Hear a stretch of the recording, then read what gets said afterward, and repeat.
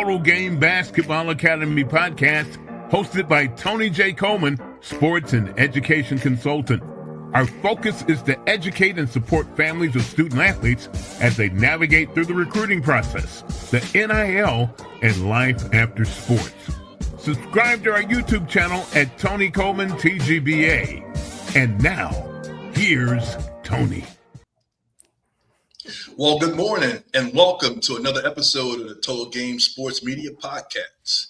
I am your host, Tony Coleman, and this morning on the panel I have Michael Rusberg, the great mentor, the man with 30 years of corporate experience, the former Michigan State graduate involved, with one of the high-profile programs ever to exist in the country, with the former Jeff Heathcote and Tom Izzo leading that charge out there.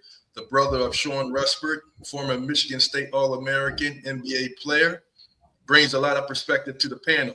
We have Rick Shinholster, who's on standby. He is a parent of a player that is currently playing in the Big Ten at the University of Minnesota. His camera's not on right now, but that's okay. He's out of town with family, so we get it. And I think they're having a nice breakfast together. So that's awesome. That's awesome. And we have a very, very special guest. I am so happy to have her on board with us this morning. She is the founder and CEO of Cash AI. It's a firm that really interacts and works with athletes and colleges and universities across the country. And she brings that valuation part, that branding part that they need in order to negotiate contracts and get their worth. And her name is Kobe Wu. Welcome, Kobe. Glad to have you. What an intro. Thank you so much for having me. Absolutely. So we're going to jump right in. Let me just do a little bit of background because of the last couple of weeks, we've been talking about NILs. We've been talking about the new Scores Act that is in legislation currently, where Congress is going to make a vote. They're trying to push this thing so that the powers that be, the NCAA, all the commissioners and the president of the United States is involved in this thing. And what they're really trying to do is bring back that control where they can actually have a say in how much money that the athletes can make now that this thing or this landscape, as they say, it has gotten out of whack. But so we've been all over the place. We've been having input from parents also that have athletes involved in this whole landscape, and how are they navigating through this? How they got to this point, from high school to the next level. So there's financials and there's deficits that the colleges and universities are experiencing. So everything's really starting to hit the fan, and we want to stay in the mix, and we're going to talk about this stuff because there's a lot of people affected. And I like to see the athletes and the families still be able to flourish in all of this because they are the product, and they need what they need in order to keep this going. So let me begin by asking you, Kobe, if you could just share with us a little bit about yourself, your background, and one of the things or some of the things that initiated you to start Cash AI and working with athletes. Yeah. Well, again, thank you for having me. I'm excited about this subject. I'm excited to see your face, Tony, Mike, Rick soon. But it's great to be in this community. I will share with you that first, let me tell you what Cash is. Cash is a platform that helps everybody have a standard for understanding an athlete's value. And we do that by giving every athlete a score. It's called the Cash score. And that is comprised of three basic elements: performance, right? What you're doing on the field, on the court, snow, ice, what have you. Visibility, which is, yes, young lady, young man, we are looking at your socials for sure. And then the third is what you're doing off the court, right? Things that a lot of people wouldn't know unless you tell them, which could be that you're on the dean's list, could be that you have an after-school job, or that you've done extensive community service. But we quantify all that, which helps our system understand leadership and grit, right? So overall, every athlete gets a cash score, and then we extrapolate from their market value, which helps everybody understand. We're looking at the market that they're in, the school that they're attending, the level of play that they're at, D1, D2, D3, JUCO, grassroots, high school, what have you, right? So that we can really start to put some numbers behind our system. And let me tell you, the way that we came up with this is a very robust system, obviously, and I can get into the details of data all day, but it came about because, I'm a mom. I'm a mom of a kid who was starting high school and starting to play ball right at the start of name, image, and likeness. And the minute people were talking about his height and his agility, they were talking about his value. And whenever I asked, oh, that's great. What value based on what? And nobody had the same answer. Some people had game, some people had mental, some people had all these things. I said, well, that's great, but that's unfair. Kids, if you don't know, if I can't ask you the question across the board, what does value mean? And one person, coach doesn't have the same answer as the trainer or the marketing person, how will a kid know? Yeah. And I said, well, if a kid doesn't know, then we have a problem, or their parents. And I come from business, right? I had a tech startup before. I've been in marketing and advertising for many years. I understand technology. And I said, well, I think I can figure this out. And so, met you in that, met you in that conversation when I was poking around, seeing if this was a thing. Met Mike a couple of years ago in Houston when I was still poking around, seeing if this was a thing. And now, cut to last summer, it's a product that's living and breathing. We have 20 universities that are in our system. Mike's happy. We spent a lot of time. We spent a lot of time talking about it. But what we want to do is really provide everybody with a benchmark. You know what I mean? You need to have a measuring stick. Everybody needs the same measuring stick. And so when we, I don't want to jump ahead in the conversation, but when we start talking about the SCORE Act and we start talking about valuations and whether or not some corporate organization is going to determine whether or not your child's NIL value is worth it. Yeah. How are you going to get that right if you didn't understand that value of the player to begin with? So that's where cash comes in. And that's where we really want to be a tool for everybody to use. Athletes, coaches, and brands who might want to do those deals, corporate sponsors, however you think about this, so that we become, for lack of a better description, I've been looking at this a few different ways, but we will understand the Kelly Blue Book, right? When you're looking at the value of a car, or the athlete will understand their FICO score, right? Because you need to know what that means and how to iterate on that. I call us the Bloomberg terminal of the talent economy, where you'll understand your player's talent when you're at a mid-major and you want to go to a high major, how your value changes. You are still the same person, but your value may iterate when you go to a different organization. So I'm getting into the weeds, but I wanted to give some color on that. And that's how I came into the system, because I said there's an uncertainty and, we can figure this out, that we need to put some benchmarks in place. Yeah, absolutely. And appreciate that. And, your positioning, in this industry and helping out is so monumental, because how do, the athletes and the families begin to even negotiate or even have a benchmark or a baseline to even start from, because many of them don't know. They don't know. Nobody knows. I know there's some other platforms out there that's doing it, On3 and some Scout and a few others, but you bring a unique style to the industry. And hey, I hope that, people will listen and be open to, receive the information that you have. One thing I want to do really quickly is I have a real quick video clip that I want to play. Because we're talking about NIL, and now it's a thing now with all the colleges and universities, they have a budget, right? So if they are the ones who are going to be giving the monies out to the athletes, then how much money do they have to work with? and how do we come up with the proper figure and the number based on the value of the athlete so that everything can work itself out? Because the monies that have to be used are going to be used for the entire program and all the athletes. So how much are they willing to divvy out? And what makes you worth, X number of dollars? You know what I'm saying?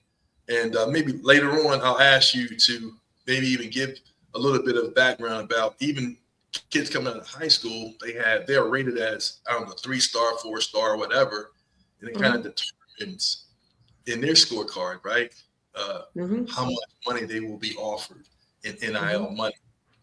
I'm play this really quick clip, and then we'll come right back and get some feedback from that. Mike, you can join in with that. With what your thoughts are on this. Okay. Who are the highest paid players in this year's March Madness tournament? Let's break it down. With the recent NCAA rule changes for name, image, and likeness, schools can now collaborate with different brands in order to indirectly pay their players. That includes things like sports apparel and energy drinks. At the rankings of 10, 9, and 8, we have Louisville, Auburn, and Kentucky, all with NIL budgets of around $20.5 million. At 7th and 6th place, we have Michigan State and Arkansas with NIL budgets of around $21 million. In 5th place, we have UConn with a budget of $21.5 million, and Texas at 4th place with a budget of $22.5 million. In 3rd place, we have the University of Arizona with an NIL budget of $22.6 million. And in 2nd place, the second highest paid NIL budget of any school is the University of Tennessee with $23.1 million. And the highest NIL budget out of any college basketball team is $32 million, thanks to wealthy alumni like Mark Cuban, and that is Indiana University. And while Indiana did spend $32 million on their NIL budget this year for their college basketball team, I think it's important to recognize that them, along with other teams who did spend millions of dollars, did not make the tournament, which is further proof that just because you spend money on your program does not mean you're guaranteed success. And if you want to continue learning about college basketball finances and the finances behind other sports, make sure to give me a follow. Wow. Oh, yeah. So, Yeah. You heard the numbers, y'all. You heard the numbers. And, the thing that really stuck out to me was, you have all this money and you're paying this money, but you still don't make the tournament. You're still not being successful. So, Mike, you want to jump in and just speak on that? Yes, I do. Hey, there's a word behind me. I'll see if I can grab it in a second. So because money is paid out, the focus of that message and some of the thoughts of people who are putting money out is that the money would change the player or the money would change the program. Without Kobe's business model and software and analytics, how do you know where to apply the money with the player? Meaning, players have a shelf life. So if I'm a late bloomer at 19, 20 years old, 22, 23 years old, and maybe my talent has plateaued, but without an assessment of me as Michael from 12, 13, 14, 15 years old to 20, 22 years old, how do you know if my game is leveling out, right? Money moves around because of people's willingness to follow tax codes and all that. So the money's not moving just because of sports. We have to recognize that the first reason they're doing it is because we live in this country with capitalism. So that's first. Mm-hmm. The correlation of does it make it to the player? Does it make it to the certain program? Does that player now have the mental capacity to play with $500,000 in the bank, to play with 50 grand in the bank? That's a different player. We know it as adults. If we get a job promotion, and let's say our salary was $180,000, someone sees great value in us, they mentors us for a year or two, and all of a sudden we get a promotion and they give us a signing bonus of $150K. I'm gonna act a little different than I did with the $150,000 in salary when I got it all in one check. So all of the levers being pulled are still human. All those levers are being pulled are still human. Which players do you pay? The top 5, top 7 teams. Michigan State lost last night, right? Doesn't matter what they had. Arkansas lost the other day. Doesn't matter what kind of money they had for the basketball program. Now everyone focused in the mass media on the individual player, but the money doesn't get doled out by ESPN. Right. So really it's where I'm curious to hear how Kobe looks at this from a perspective of saying, this is it's almost modeling to make her program more necessary, because there are a lot of schools below those top 5, top 7 that do get the $20 million, give or take, right? I guess it's allocated across most of the D1 schools, but there are a lot of people who can play a sport, especially the young people that have the ability to communicate effectively and build relationships in those 2 or 3 years that they're around that school, that money might miss the right player, right? What if Kobe was in school and she's a basketball player and she's 20 years old and she got cash AI in her mind? Part of that money will be an investment in her business, but we'll give it to somebody on her team that might have a nice crossover. So are we talking about longevity of the player, or are we talking about economics? That's where I think we need to understand how the money is being utilized. Kobe needs to see it 5, 6, 7 years from now in her business growing to make her 2, 3, 4 million a year in her business. She might be great on the court. I might be great on the court. Tony, you might be great on the court. But what do we really need after that 3, 4, 5 year time frame of being on that campus? So right now, the messaging is just talking about money to school. With Cash AI and other programs out there, we got to get down to the level of the athlete, not the parents, not the family, not the girlfriends and boyfriends, the player. How does that player get a chance to say, okay, you might give me 50 grand, you might give me 100 grand. Is there a vehicle that you're going to advertise on ESPN that I'm going to take care of my future with? Because you advertised me before NIL. Mike's going to be this, and oh, he's going to be that. Tony's going to be this, and he's going to be that. Kobe's going to be this and be that. But once I graduated, all them friends fell away, didn't they? So pre-NIL sounded just like that soundbite. It was just money to the NCAA. So we have to be very careful watching some of the messaging, because it's really about the players and those young minds and those young people of excellence, because they will live beyond college. So I'm hoping the 20 million to the school and all that stuff is great, because if they put a stop to it, now what? We still need Cash AI. But go ahead, Kobe. I'm gonna let you get your. I'm going to Cash AI. That's what we're doing. You know what? I love it. I love it. I don't even have to say anything. Mike is here. Mike is here. I mean, you're spot on, Mike. It's really one of those things where, the economics around sports has been around media rights, ticket sales, arenas development, stadiums and whatnot, right? But they have not considered the player's value. And that's why it's such a wild west, so to speak. Everybody uses that term, and I love it because it's the truth. It is just crazy. You know what I mean? But it allows athletes to say, nah, I'm worth something. I'm on this court. I'm wearing your uniform.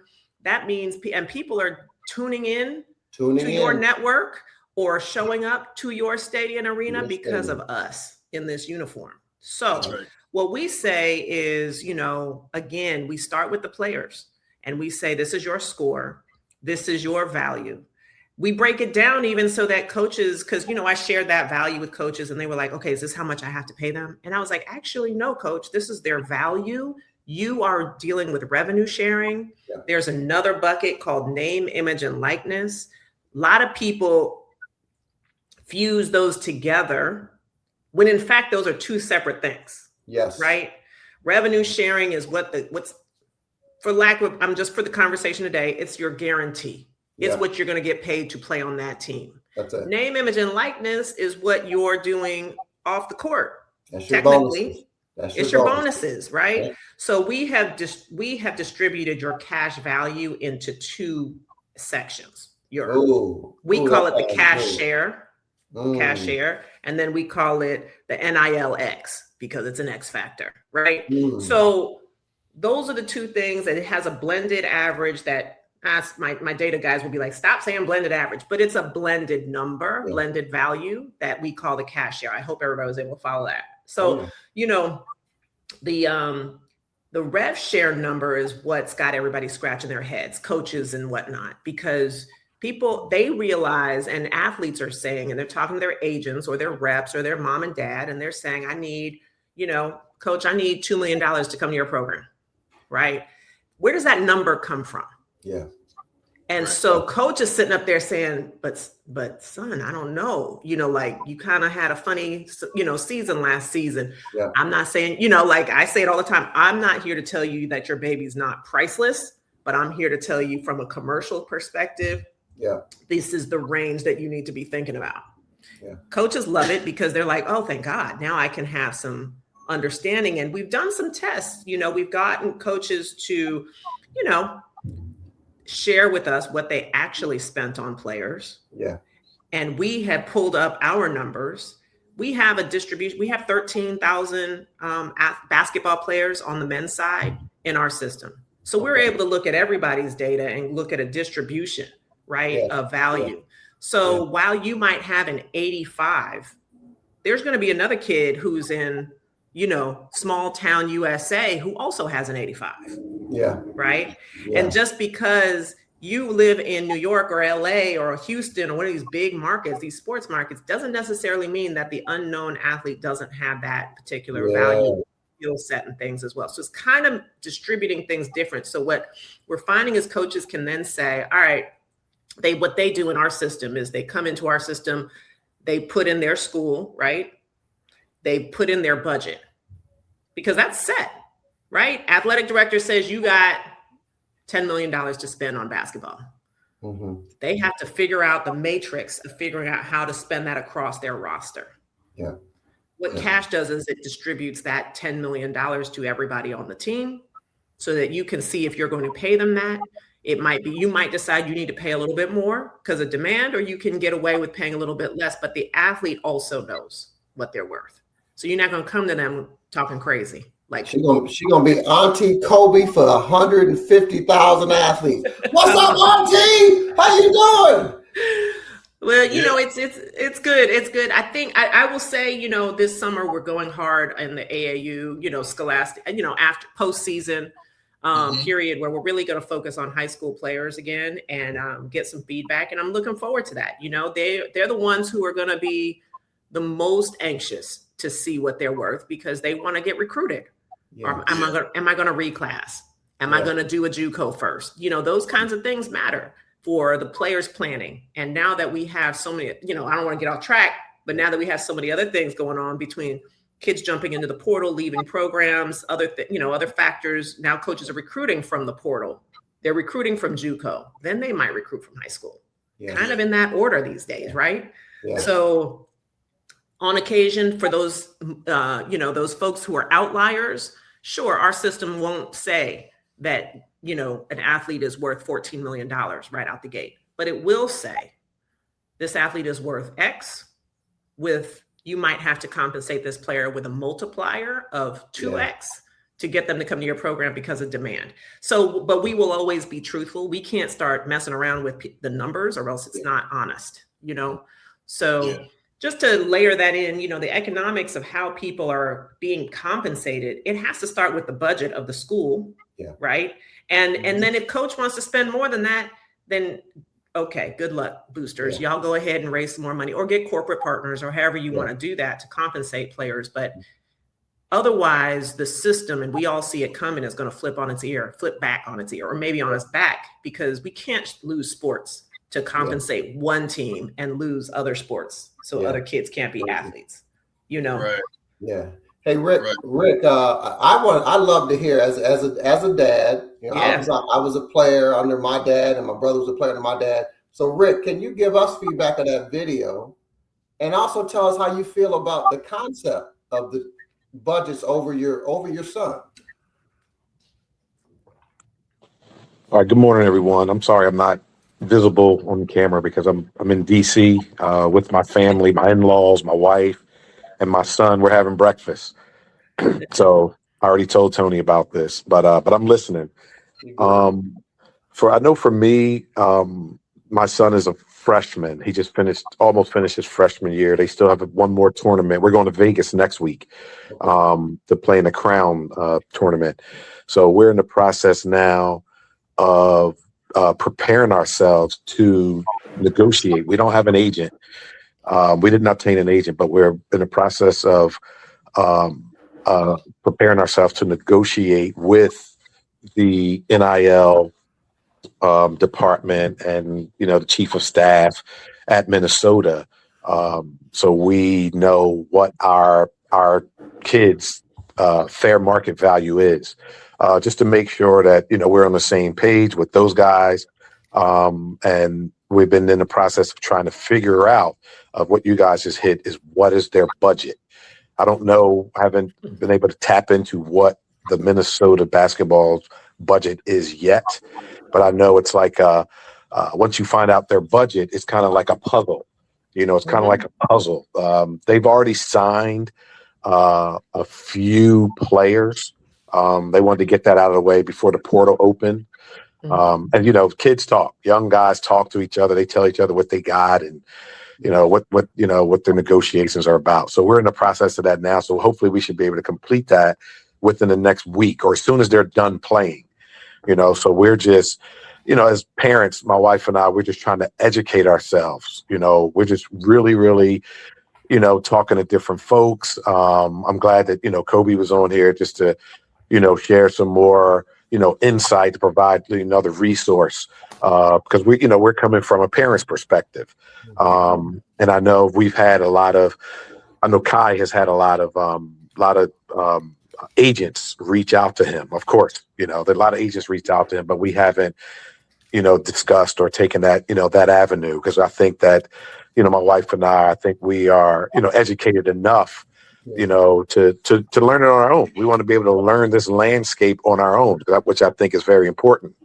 And Mike, also my older son Trey, he's the finance major at the Howard University, so he's also involved in this. He's involved off the court. He wants to learn. He wants to understand.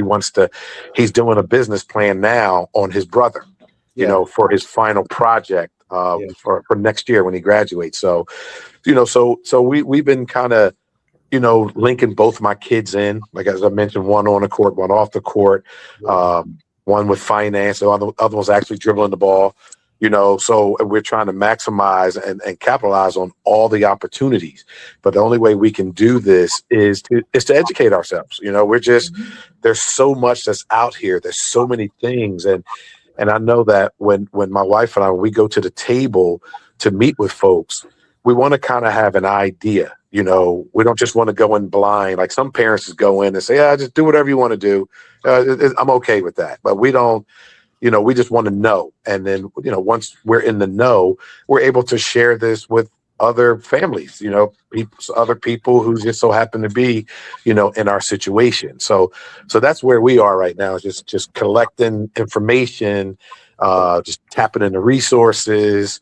And it's a lot. Trust me, it's a lot. It's way different than when I grew up. But like I said, we're smart enough to to try to keep up of what's actually happening in the landscape of just college athletes. Period. Yeah. One thing I can say, Rick, is being in the Big Ten. Minnesota's in the Big Ten. Minimum $20 million they got to work with the revenue share, and that's just based on the lawsuits that took place, that the revenue share is starting at the $20 million, and over a year period of time, is going to increase annually. So you definitely got that baseboard there. And I'll shift this back over to Kobe to give you some more feedback regarding that, and just things that you need to be aware of and know. as you go about this, negotiation for next year? I mean, I would say that we should get Kai on the platform, give you guys a profile so that you can optimize, the scoring for yourselves. I think if, and forgive me if I may not have this correct, but I believe that 20 million is to the entire athletic program. Yeah. That basketball probably has 10, or depending on how much they're given to football, like it just, it depends, right? Yeah, they gotta do like a 7 to 10. Yeah. Yeah. That said, our system would be able to say this is how much he would potentially be allocated based on his performance for revenue share.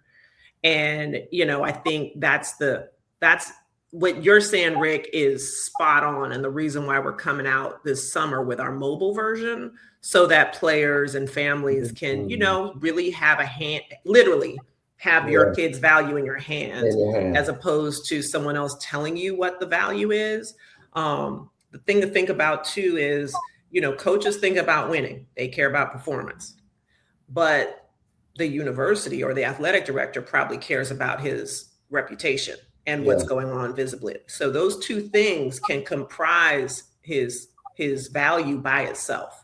Yeah. That said, the thing that's unique about Cash is we invite the athlete and or his family, whoever he signs into his account for him, to add those things that are off the court. Right. So your other son who's looking from a financial perspective will want to say, nah, Kai, you need to think about X, Y, and Z as well. Like, you're on the honor roll, you've done this. We need to add that to your profile because that's part of that conversation that you're going to have with coach.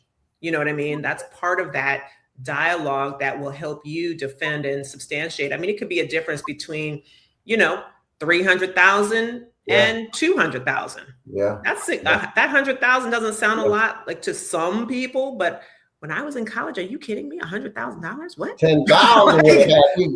Oh, that would have been like, let's go.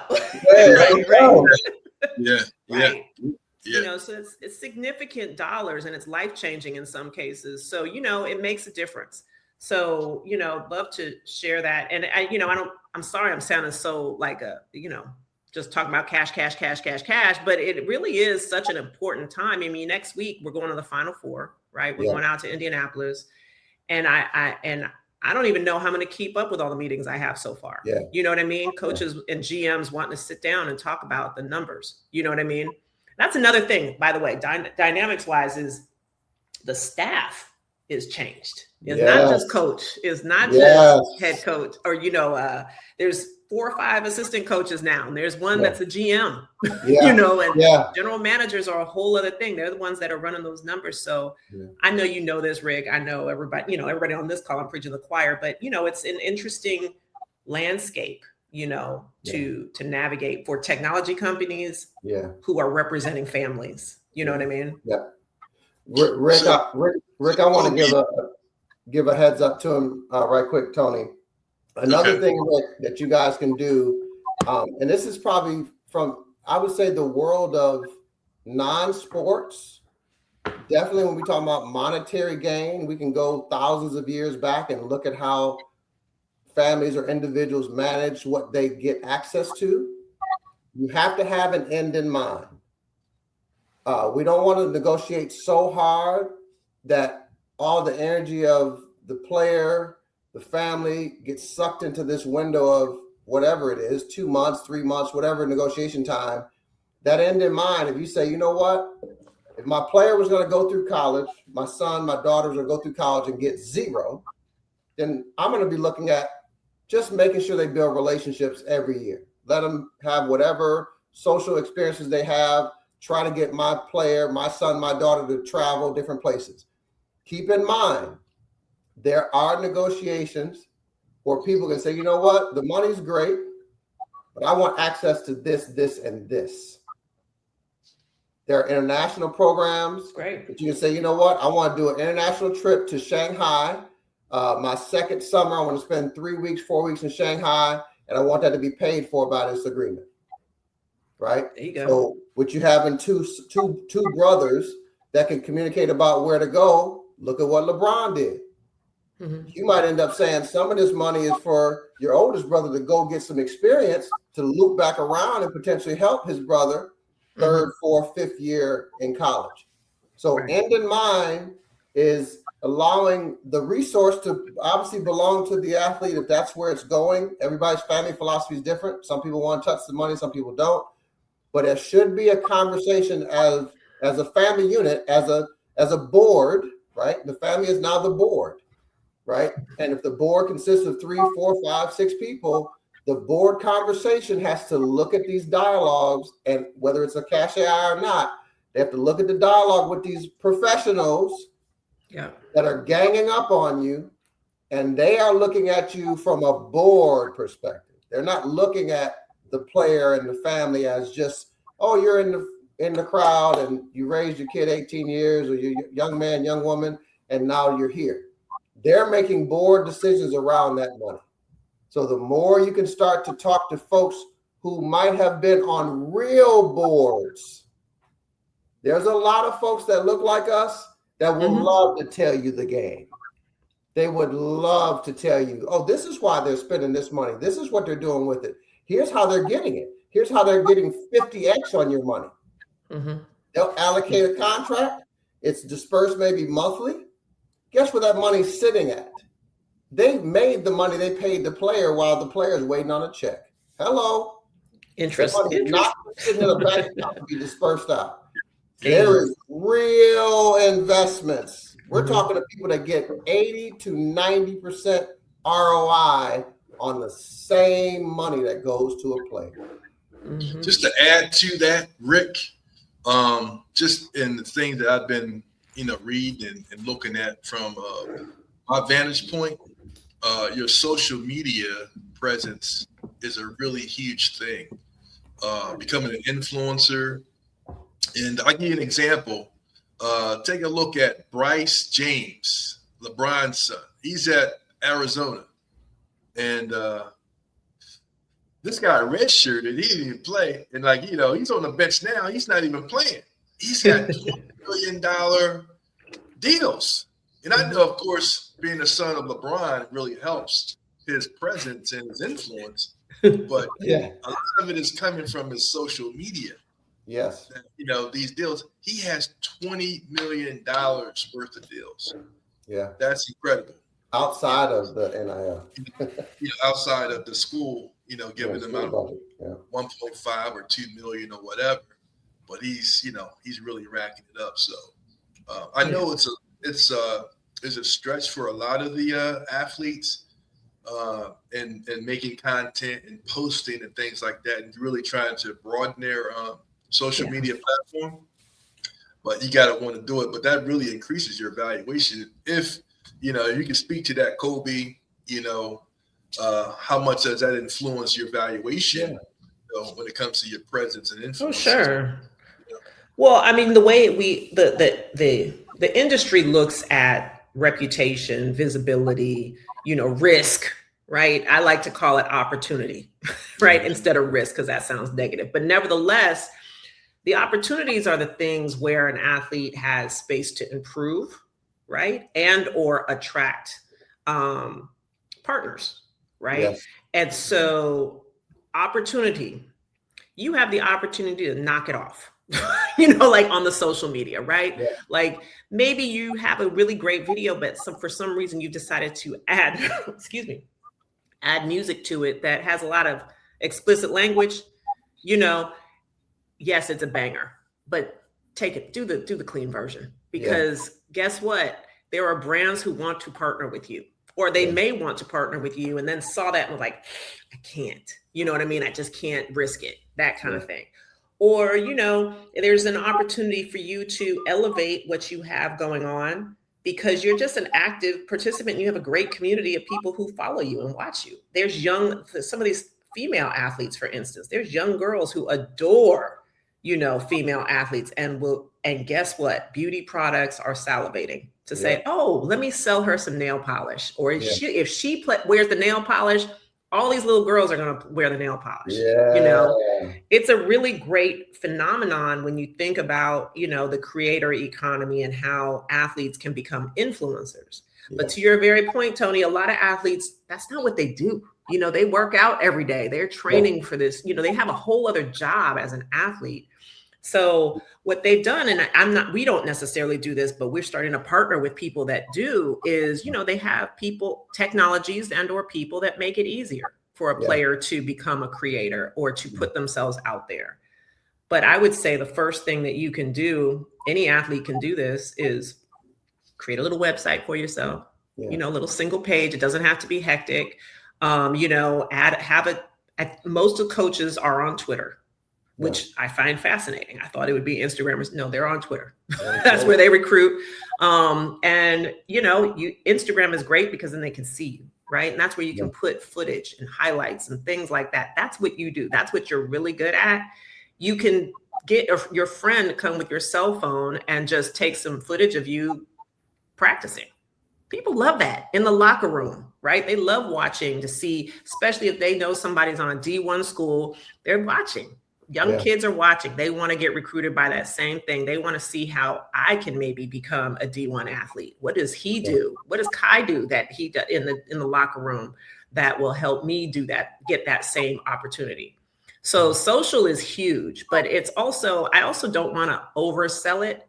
I think the market looks at it as the media component for players, right? What do you, young man or young lady, do for yourself that drives visibility to you? How can my brand glob on to what you're doing? You know what I mean? That's what they're trying to do. So it's up to you, you know, on what's real for you. I said recently that a lot of athletes just don't want to do it. Right? They're shy by nature. They play their sport and they're really good at it, but they don't really want a camera on them all the time. And that's fair. So, you know, what's true for you? Do you like sneakers? You like to eat, right? Maybe you go to Subway a lot. Go get you a Subway deal or get the local deli deal, even start locally. You know, there's a lot of companies that want to support their teams in their own neighborhood. So look at it that way. I would say from social, it is important. It is the second bucket, right? First in our system, it's performance is the weighted the heaviest. Then it's social, and it's a close second, right? And then everything that they do off the court is, you know, also important, and it can tip the needle between, in our system, call it a 68 out of 100 to a 72 out of 100, right? So all of those things matter. And I would encourage anybody who's looking at this, who's an athlete, you know, to think about what's the way in for you and make sure that it supports who you truly are. But it does not help you if you don't, it doesn't help you if you don't have any social media presence. You got to have a little something, unfortunately. So have your parents, have your friends help you do that. And there's another part to it. And Rick, I'm sure you and your family are dealing with it. Oh, we lost Tony. I'm sure he'll be back. We all as adults, probably as far back as maybe 17 to 22 years old, had regular job. Then when you get into a career space where you're saying, hey, I'm getting a salary or a package, or someone's giving me a chance to work for a large logo, as far as corporate, they would evaluate us as professionals based on our psyche. So you would take all these tests, right? They'd evaluate you and say, well, what is Michael's temperament? How does Michael deal with pressure? Blah, blah, blah, blah, blah. Don't forget, Rick, as a parent, those same tools that big HR firms used to use, a lot of the staffing companies use to assess talent when they're interviewing candidates, especially if they're salary jobs, anywhere from 100 to 300,000-400,000 executives. You and your family can use those same tools to assess the people coming to you. Everybody has a personality. Those tests reveal whether somebody's a shark in the water, whether they're have selfish intent. Like the questions can be masked, where the repetition of situations that you answer, it reveals whether or not you have a motive, right? And I'll share that. If I find it in here, I'll put it in the chat. Otherwise, I'll make sure Tony has it, and I'll share it with you both. The players are just coming into moving out of mom and dad's house. They don't have a way to look at a 40-something-year-old person and see intent, right? In the world of business, that's what lawyers do. So I don't want my $300,000 NIL deal to go 50 grand to a lawyer to figure out who I gotta assess who's in my team. So just know that, like a Cash AI, its role in evaluating the player, parents need to recognize the same way major corporations spent money to evaluate talent for paying people big annual salaries, $500, $800, $900, $1 million a year. Most executives get 3-4 year packages.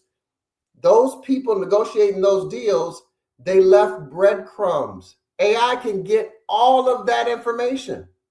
So I would encourage parents to survey your team around your son or daughter. Survey that blind survey. Fill this out before we do our first meeting.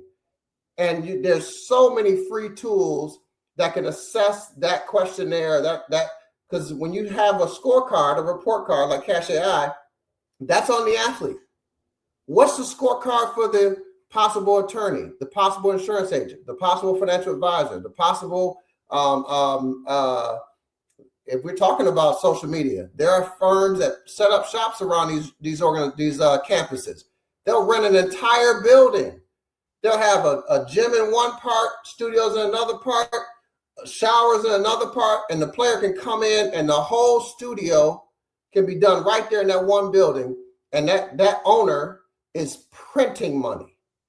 So there are things happening around that player that if you can interview the people that want to get close to your son or close to your daughter, for those that have young ladies that are in sports, it's key to know who you're talking to. And it's much harder to assess somebody face to face. So it should be okay to have that report card on those professionals that want to get around you. But also the benefit of having Cash AI is it's an equal playing field. Just wanted to point that out. I know we lost Tony. Tony, can you hear us? And Mike, I want to piggyback off of what you just said. And that's one thing that we do. We keep our circle tight because I noticed that, once my kids started playing AAU, both of them, I call them like the vultures. The vultures come out, the sharks come out, they all have their agenda. And my kids would always know that, hey, any adults that approach you, make sure you give them my information. Give them hey, my dad, you got to call my dad, talk to my dad. So, and the funny thing is, lots of times if 10 people reached out to my son and I would have them, hey, reach out to your dad, I might get 2 of those people may reach out to me out of those 10. Which means they did, the others didn't have any, good intent. So, those are the ones that are like, oh man, he's got a dad involved. Oh, we got to go the other way. Which to me, it just works backwards because you think that everyone's always saying they're in it for the kid. They're in it for the kid. But if you're in it for the kid, then let's do it collectively. Let's work with the parent. Let's work with, the company that's trying to, do whatever they're doing. So what we do when people come into our circle, we do like an extensive research on them. Everybody has a background. I've reached out to different resources, like, hey, do you know this guy, Michael Respert? Hey, does anybody know this Mike? I don't know him, Rick, but I know somebody else who may know something. So then you get a report on them. And then once I get a report on them, I kind of know a little bit about them. So then when I have a conversation and I listen to what they say, I've already interviewed you without you even knowing. I've already checked out your background without you even knowing. And then sometimes those guys stick around, and then sometimes I don't hear from them again. They're just gone. Which is fine to me. So don't waste my time. That's powerful, man. That's powerful. I think it's very important. I mean, I've actually talked to some athletes who, were like, hey, Kobe, can we do, can I get in there and this, that, and the other? And if they're under 18, I usually like, where's your mama? Where's your daddy? I want to make sure that everybody knows. not to say that they can't sign up, but it's one of those things where we really just should have a more, community aspect of it. Parents are typically there to protect their families. Sometimes there's other intentions there, but at the same time, that's the right thing to do. So good on you, Rick. Good on you, Rick. Yeah. The one thing I had a chance to talk with Tony. If he doesn't get back on, I can kind of keep this going. We'll let it go for another 10 minutes. If he doesn't get on, we'll kind of wind down. That way, Rick, you can get back to your family. Kobe, this is a chance. I do want to make sure you give us an example. What is it really like for you to walk behind the halls now? You were the parent before Cash AI. You saw stuff. You've been around sports a long time. We talked about historical relationships like Jason Kidd and things like that when you and I met. So there's some real relationships. Can you give us, without naming players, in instances of where it maybe exposes something, can you give an analogy of what you think was going on in the 90s that looks like now that Cash AI solves that problem? Just so we can have this one kind of soundbite moment. And you got, I said, take your time in the next 3-4 minutes. Give us a what if back in 1990s to something now that would help Rick and other parents out there. I think, I would say the opportunity is just so different. Okay. I mean, it's almost ridiculous to compare it to the 90s or even the 2000s for that matter, right? Because, if you look at the Fab Five, my favorite team, right? Michigan's Fab Five, right? Yeah, we knew all the guys, yeah. Right, all them guys. And, what's great is to see them, now sitting behind, the being talking heads, right? Stop behind the commentators table. It's great to see that evolution because for so long there was like an exile for what? These young men were having their reputations tarnished. For what? Taking a sandwich? Okay, taking $10,000. Look at $10,000 now. It's nothing. Comparatively. And I think that, when I talk to coaches who are of the age who, when they were playing, they didn't have access to NIL. So some of the coaches, people who have the role of general manager, even athletic directors, they're like, wow, if I had this, right? Yeah. But what I like to see, honestly, is those same folks in those leadership roles being able to make comments saying, listen, we didn't have anything. You know what I mean? So want you to know that there is some value in just being part of a team. Creating some history for yourself. What's your narrative, right? And I saw Dawn Staley say that because Dawn and I are in the same we're in the same bucket. She played in that period. Said something recently during the finals here that, the athletes these days are getting opportunities that, frankly, none of us had. And she wasn't negative. She wasn't being negative, but she was also kind of inferring, like, this is, we did that work so you can now have this opportunity, right? And so it does speak volumes when an athlete stays in a program for a few years. It speaks volumes. It says something about their character and it says something about the development. I would say that, on the other side of this conversation, coaches are exhausted and general managers are, scratching their heads and they're trying to find tools to get the right thing because no one can look behind the curtain and see what the value is for, like, if I have $10 million, Kentucky's going to have 12. They're just going to have more money all the time. Duke's going to have more money all the time. Can we ever compete? But then there's the roster cap scenario. There's only so many people that can be on a team. They got to go somewhere, right? So it's a very dynamic and interesting time. And, I don't know if that really answers the question, Mike, but I think it's a super exciting period. Go look at Tony's. I'll add to it. So having seen my brother, Sean Respert, for those who may see this video and don't know, Sean was National Player of the Year. Sean had the ability to shoot and make shots in the dark. I was his first ever ball boy. My dad was his first ever coach. And so we continue to support what we knew nothing of talking about the NBA, because Michael Jordan was playing, Magic was playing, Isaiah Thomas was right there in Detroit. There's no comparison to a high school kid and an NBA player back then. Zero. It didn't exist. There were rules of hand checking, all that stuff. So we saw the players with the nice cars. We saw them flying in. We saw them wearing the nice winter fur coats up in the cold city of Detroit when they would come around. But I was fortunate enough at about 10, 11 years old to go to a game where Bernard King and those players were playing. Remember, this NBA paid players back then, right? Well, now you go into a college campus and you're in a college campus or you're in a college stadium and you're watching players, male or female, play a sport, and some of them get paid pretty good money, right? Well, the reality of what the 90s was us learning what those athletes could do. And we know we can't compare athletes from time to time because it just doesn't make any sense. But we know that there was talent. Fast forward to now, here's what I was getting at with you, Kobe. Coaches used to complain about the players who would beat their chest, the players who would celebrate themselves. Mm-hmm. There's a population of coaches still out there that don't like to see that player beat their chest or celebrate themselves, right? So Cash AI can actually thread some psychology in for coaches who are saying, wait a minute, I'm pre-NIL as a human, male or female coach. Right. And I'm trying to assess what's going on and why and how.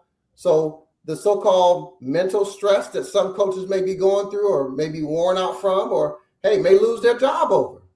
Sure. There's a lot of players that never had an opportunity to get anything from a school. So all they had was that 3 or 4 years to be around their teammates, go to class, enjoy campus, and push to graduate. I think the beauty of it is what Cash AI can do is really put everybody in an environment so they can learn who they are, not have the 5 different coaches telling you what you think you're good at. And if I go to a program and I'm talking to another parent, if I'm a parent, talk to another parent, that Cash AI score helps me. But if I sit down with a friendly coach, a coach that's willing to listen, and I got a Cash AI report, I can talk about my son or daughter openly, honestly. You can reflect a little bit and say, man, remember you had this player years ago and they did this, this, and this. Imagine if you had that player with a Cash AI. So some of the past, and I'm kind of poking on the 90s, imagine what a Cash AI report would look like on all those players, men and women, Dawn Staley you mentioned. Imagine what that looks like today. There was a lot more talent in some sports, especially if you talk about the rules of football. There was some mean, tough guys in football that the Cash AI score would be off the chart. Right. So the rules of the game are obviously built for fans. We never mention it, but we got to say it. Betting is a massive impact. The Cash AI report, if I'm one of these betting houses, I might want to meet me a Kobe. hey, what's this?